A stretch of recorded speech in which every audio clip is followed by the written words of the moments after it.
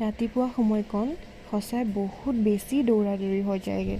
ভাত বনোৱা, চব্জি বনোৱা, লগতে নিজৰ বাবে টিফিনো পেক কৰা, এইবোৰ। আহি আকৌ ষ্টাৰ্ট বাথৰুম ফাৰ্ষ্ট সেইটোৱে কাম। আজি চুলিখিনি ধুই দিলোঁ, শুকুৱাই নাই, সেনেকৈ গুচি আহিলোঁ। এতিয়া অলপ শুকালোঁ, ইয়াত ড্ৰাই মেচিন এটা আছে, তাতে কৰি মাৰিলোঁ, শুকালোঁ। তাৰপিছত আজি লাল চাহ একাপ খালোঁ, লগতে বিস্কিট আছিলে, তাৰে লগতে খালোঁ। ৰাতিপুৱা ব্ৰেকফাষ্টটো মই একো নকৰোঁৱে যেনিবা, বাছ লেমন টি খাওঁ, নহ'লে কেতিয়াবা এই লাল চাহ এনেকুৱাই বিস্কিট এটাৰ লগত হৈ যায়গৈ বাৰু। লাঞ্চ টাইমত বাছ ভাত খাবলৈ যাওঁ। অলপ অফিচৰ ভিউটো দেখালোঁ, দেখিবলৈ বহুত ধুনীয়া লাগে এইখিনিৰ পৰা।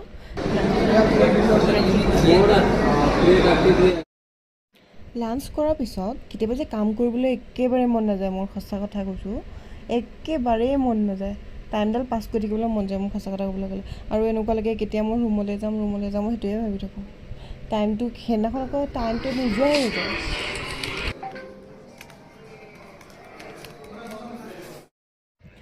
ফাইনেলি ৰুমলৈ যোৱা সময়কণ আহি গ'ল। এতিয়া মই গৈ আছোঁ মোৰ স্কুটিৰ ওচৰলৈ, পাৰ্কিং এৰিয়ালৈ গৈ আছোঁ, বেছমেণ্টলৈ। আজিলৈ বাই বাই।